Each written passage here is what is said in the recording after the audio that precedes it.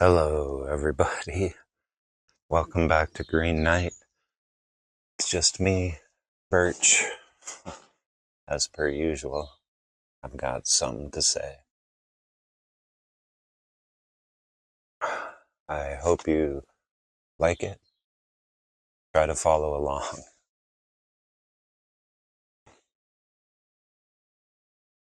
You've been sold a partial story about consciousness and reality. The experts have either avoided or glossed over the one insight that changes everything. Many of us are waking up to the fact that quantum physics and mathematics reveal a single truth that flips our understanding of existence itself. This is what everyone has missed. But if you grasp it, nothing about reality will ever look the same. The real breakthrough is this. Reality and perception are inseparable. Every scientific model, every mathematical framework, and every observation is incomplete unless it accounts for the observer. Consciousness is not simply a feature within the universe, it is the very condition that makes coherence, meaning, and revelation possible. This insight challenges the very core of how we have been taught to understand reality.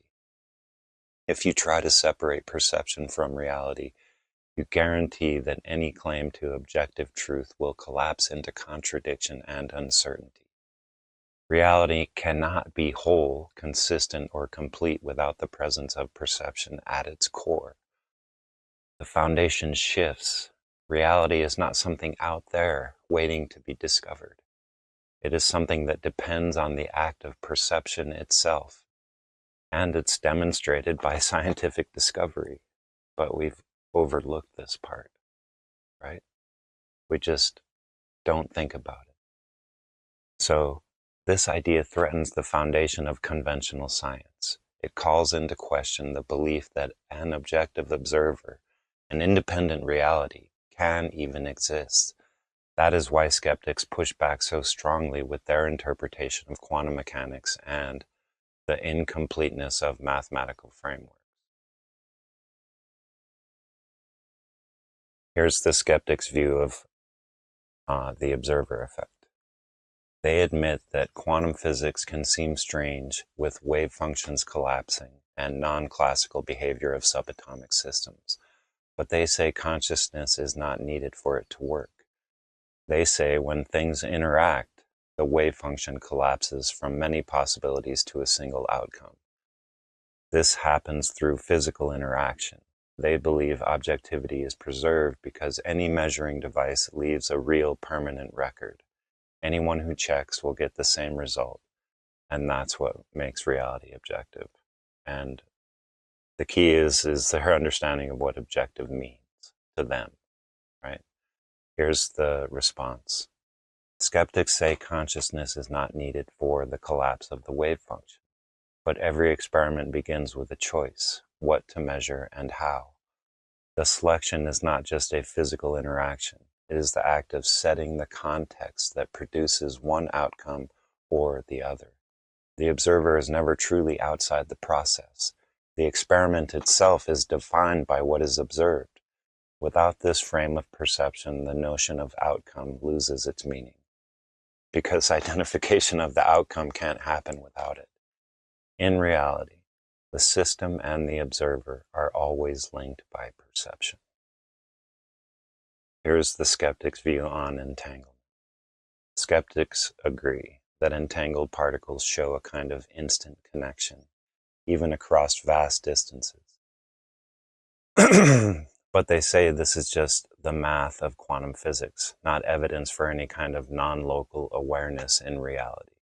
They argue that experiments like the Nobel Prize-winning Bell tests only prove that the universe has a built-in statistical structure. No consciousness required. Objectivity is preserved, they say, because every lab and device records the same outcomes, no matter who observes.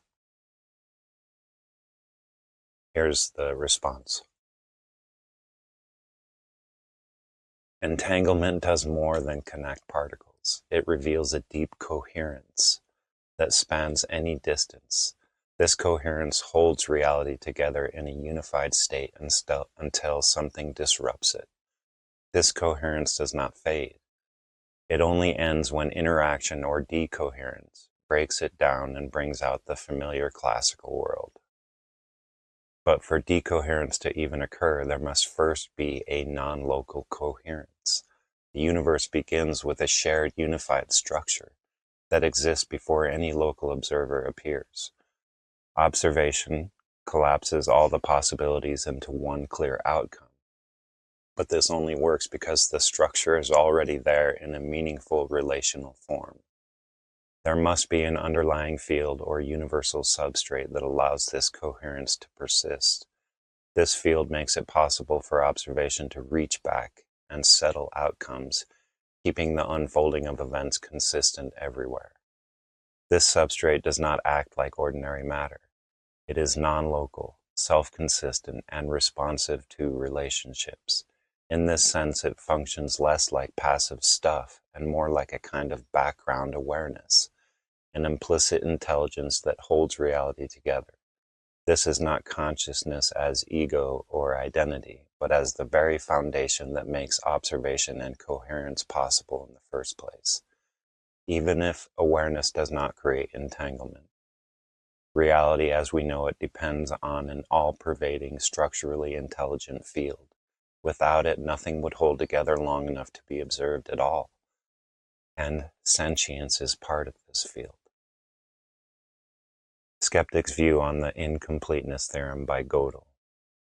Skeptics accept that Gödel's theorem shows limits within mathematical systems, but they say this only applies to math and not to the physical world. They argue that scientific theories need not be complete like mathematical proofs, only reproducible. For them, the limits Gödel found do not mean that non-local awareness is present in math like a ghost in the machine.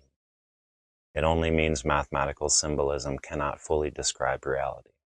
Experimental results, not self-reference, are what makes a model real. Here's the response. Gödel's theorem shows that every mathematical system contains an unavoidable self-reference, making it incomplete if it tries to explain everything from the outside. The universal reproducibility of mathematics is the closest thing we have to pure objectivity, an explanation absent of perceptual variability, but it cannot achieve it. Math was the only chance of doing so, and it turns out that it can't do it. If we try to remove awareness from the model we build of reality, we force incompleteness and inconsistency into our understanding. But when awareness is included as part of reality, our ability to verify information is not weakened. It simply means reality always has more to reveal. The presence of awareness keeps the door open to discovery instead of closing it with the hubris of artificial limits. This is not just theory or abstract science. This is why it matters. The inseparability of perception and reality reshapes our relationship with the world and each other. When we recognize that awareness is woven into the very fabric of reality, we move beyond the old habit of treating ourselves as isolated observers. We begin to see that every interaction, every question, every discovery, and every relationship is part of a continuous and creative process, not some dead end we arrive at. Grasping this does more than instill a curiosity for the vast unknown. It instills a sense of unity and connection, and making each of us a participant in the shared unfolding rather than a bystander.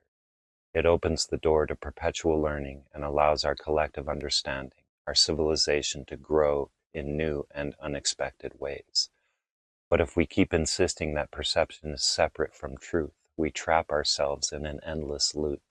Separation is not just impractical, it is physically impossible. Every attempt to insist we are separate from reality only sets up a repeating cycle. The cause is believing we are each a separate self. The effect is a continual experience of conflict with others, which only serves to preserve the fundamental unity between self and other.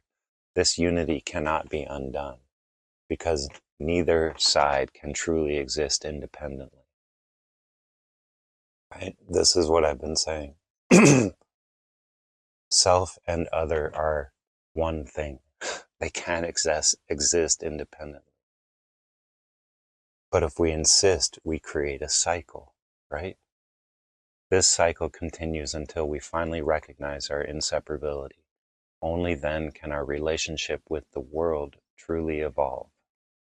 True progress comes when we recognize that awareness is not just a feature of life, but the foundation that lets meaning, coherence, and growth emerge. That is the real shift, and it changes everything.